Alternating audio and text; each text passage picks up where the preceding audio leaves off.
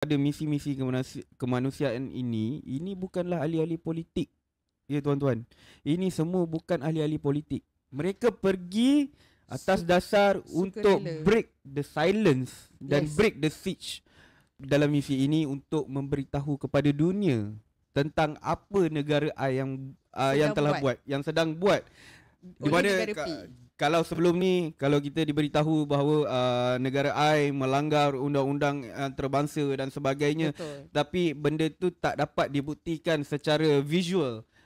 Dan pada kali ini apa yang terjadi, kita dah pun dapat lihat secara terang-terangan melalui media massa yang diviralkan oleh delegasi-delegasi yang telah pergi, yang terlibat.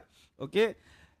Kat situ kita dah tengok negara I memang melanggar undang-undang antarabangsa kerana misi Semut Flotilla itu tidak menjejak ke dalam perairan negara mereka langsung, tahu Nisa? Betul.